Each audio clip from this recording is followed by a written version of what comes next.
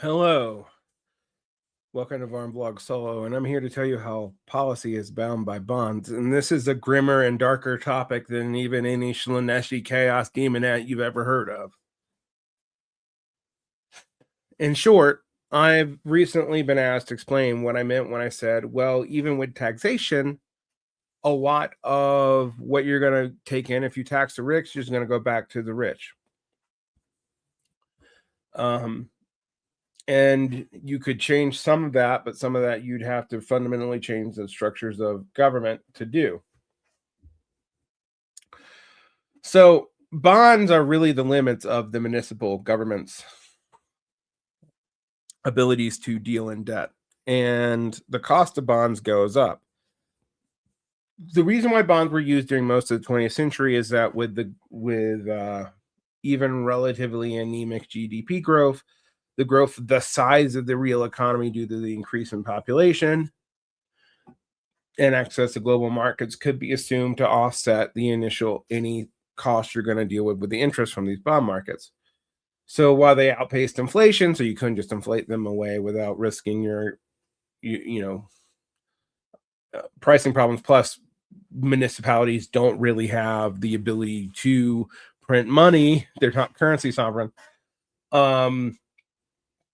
So the bond market is a way of issuing that. Now, there's ways in which the Fed uses the bond market in opaque ways that can make it difficult to even figure out what they're doing. Like, is quantitative easing just eating up the potentiality of bad debt through rebuying, or is it actually injecting cash into the market? And how could you tell the difference? I'm going to try to explain bonds in their history. I've said that we've used them extensively since World War I and World War II, but they're an old financial instrument. They go all the way back to the Republic of Venice. They were forced loans, are prestigii that the Republic of Venice issued in 1172 to fund wars, and they had a 5% yield on face value. And they could be sold on the open market for a lump sum. And these were the first bonds that ever really existed. But bonds really became a lot more important, though, in English common law when William III of England used a syndicate of investors to purchase debt to fund the 9 Years' War, as opposed to getting it from direct taxation. The syndicate granted a royal charter, and that syndicate became the Bank of England. Debt issuance by the English government took on an unconventional form by current standards, including annuities and lotteries as part of their design. But they offered perpetual bonds with different coupon weights, and this started a kind of complicated bond market that is close to the one we see today. Now, in the United States, we've used bonds going all the way back to the American Revolution. In the American Revolution, private citizens purchased something like $27 million of local government bonds to finance the war. But the U.S. Treasuries market is the largest and most liquid market for government securities in the war, averaging $900 billion of transactions a day. This was largely enabled by the expansion of the bond market in World War I and World War II. Like I said, wars tend to drive the bond market historically. But now we use them for everything. One of the things that started changing during the Fordist period and then accelerated during the neoliberal period of American capital development was using the bond market for all government functions, which has been something that progressives have died on since the 1970s. Dennis Kucinich has died on that hill. Brendan Johnson is dying on that hill now. If I had to guess, Mamdani is going to come on that hill, and I covered an article on Friday about this. You guys are getting this on Monday. That's going to be its own problem. Now, if you look at where our federal dollars go, I said that interest cost was one of the largest payouts of the federal government. I think I said it was the largest. Actually, the largest is still Social Security. But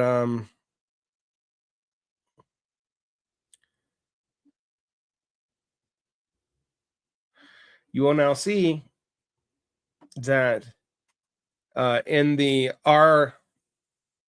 federal government is an insurance company that kills people. National defense is now a smaller portion of the budget than this, paying off the servicing of the interest on the federal debt market. And why do you want to service the interest on the federal debt market? Because there are two things that get your currency in demand for Forex. One is people wanting to buy your products, which usually are denominated in your currency. And that gives you an advantage. Or they want access to your consumer market, and you might mandate that they do that by purchasing and selling in your currency. Or you can sell bonds, which are going to be denominated either in your currency or in a foreign currency. It can be both. It's usually in the stronger government's currency. And these bonds will be paid out. And it ties people into the national currency. Now, when I talk about modern monetary theory working, it works perfectly in an autarky, but autarkies don't exist. If your largest purchaser is the government and there's no pressure outside of your state of your country, then you can largely get away with it. My big disagreement with Warren Mosler is that he seems to model this as if the pressures on the international market don't matter. I very much think they do, and that's why the MMT countries tend to roughly correlate with the Anglo-American financial core, with the states that are not part of it, like Japan,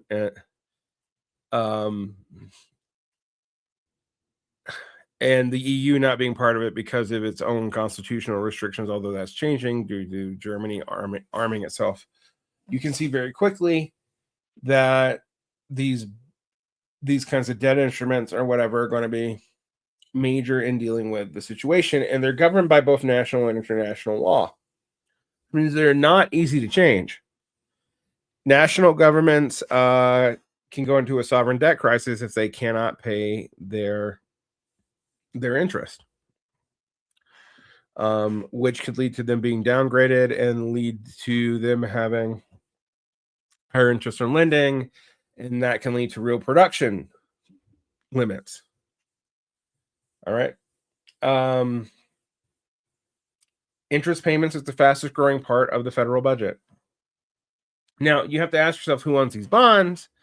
Is it all, China or whatever? And it's mostly foreign individual entities and entities in the country, and it's increasingly entities in the country. Who owns large sections of bonds? Well, large corporations and individual investors do, and they own them because while they have a low to moderate interest rate, they outpace inflation, but just barely. Usually between 4 and 5%. Junk bonds get like 6 or 7%, but they are not taxed as income later on. So you don't have to do the crazy debt leveraging and stuff that you do to buy stocks and not pay a huge amount of tax on them. Right? Even though capital gains taxes have been going down, they still get taxed. Bonds don't, at least not in the same way.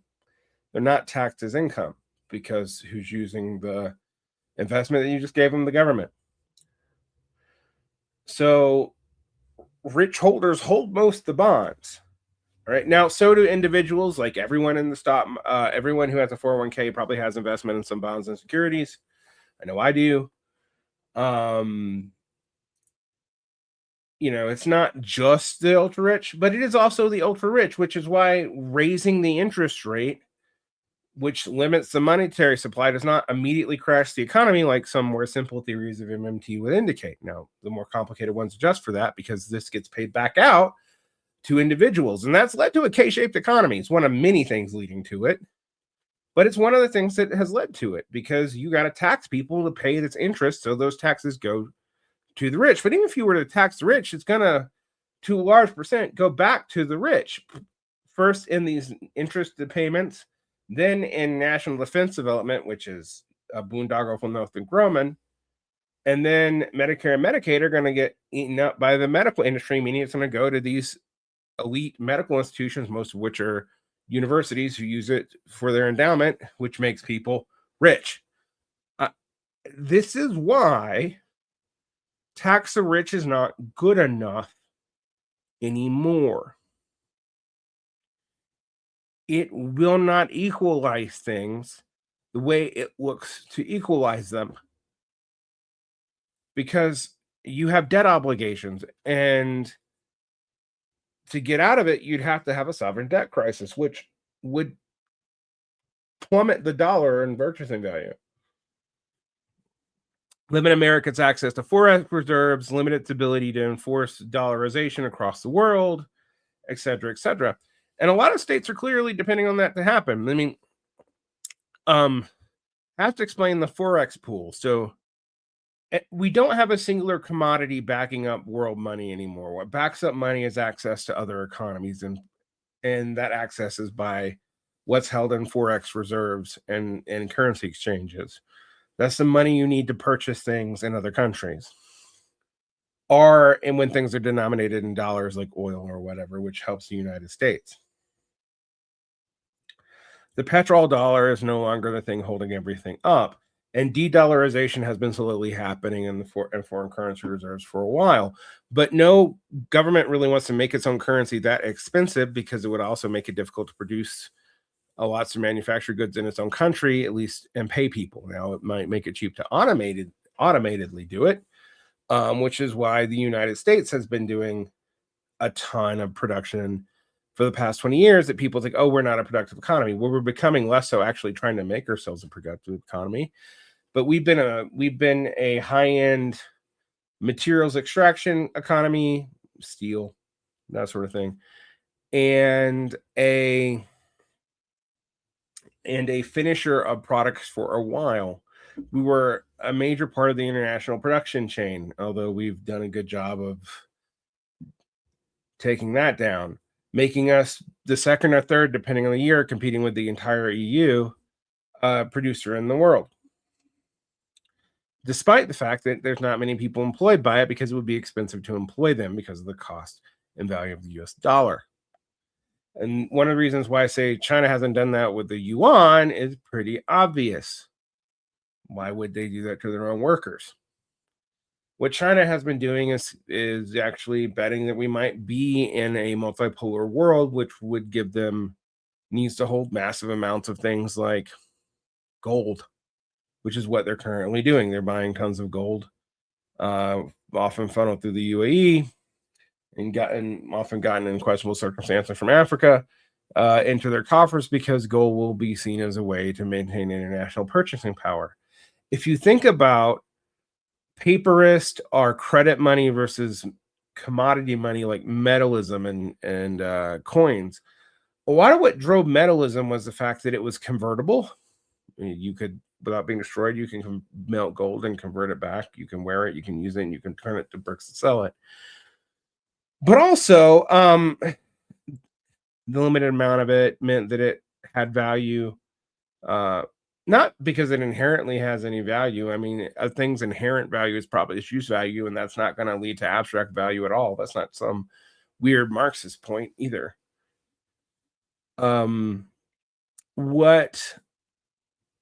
What we see is that credit money happens when you have strong empires who have massive production schemas internally, and people want access to them. And when there are multiple empires competing to each other, they often have to do trade and limit themselves by something other than access to their own economies, like a forex bundle, and thus, focus on things like hard commodities and metals occurs. It might not always be metals. It's just metals, something that doesn't diminish from use, unlike, say, salt, for example. And you lose a little of it when you use it, but you don't lose a ton. Now, credit money works if you have strong internal markets and a fiat money. but fiat money comes from the issuance of debt, bonds. And there's a lot of truth to when MMTers and Keynesians point out that when you shrink the debt too much, you actually shrink the economy significantly by pulling a lot of money out of the market.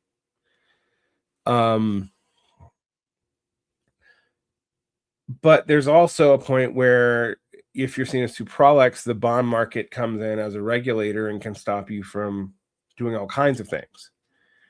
And it is effectively doing that now. It's going to be a major hindrance to any democratic recovery policy, unless they start wanting to deal with the decline of the faith and credit on the dollar.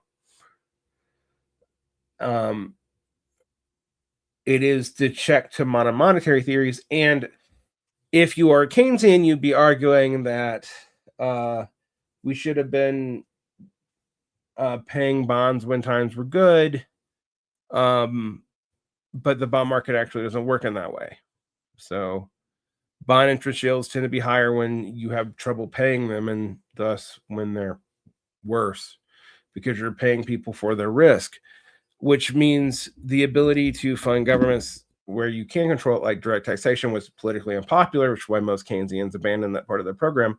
You're supposed to tax when things are you're supposed to tax high when things are doing well and tax low when they're not. And also, if you've noticed around here in municipalities, they do the opposite. Like, we're in a recession and tax rates are going up. It is austerity all around. And both Keynesians and MMTers say this is avoidable. I would agree with them, but you have to do it within the limit of the bond market, and we haven't been doing that.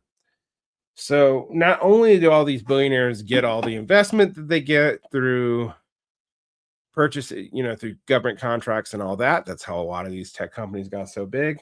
They're also going to get the interest rate on the bonds because they're the primary holders of them. And that's going to be a limit on what you can do. I mean, theoretically, you could inflate your currency to pay that off. Or I shouldn't even say, I don't know what it would do, actually. I personally think it would probably lead to inflation. But you could pay off all the national debt, serve the interest, and stop issuing bonds. But then what ties people into keeping your currency? Well, your production, and we're not doing so well on that these days. So that's going to be a limit too. I hope this helps you understand why I am less sanguine on a lot of reforms that don't deal with the bond market. I want to thank my patrons who helped me out here. I haven't done one of these new patron thanks for a while, so I'm going to do one today. You can become a patron for as little as $4 a month. It gives you access to all the audio. And I have up to $15 subscriber levels. Those are really up to you. So the higher subscribers, $10 and $15, get a shout out at the end of shows, and I shout out new patrons once they do so. So I'd like to do that today. Here are the following new patrons. Thank you for your patronage.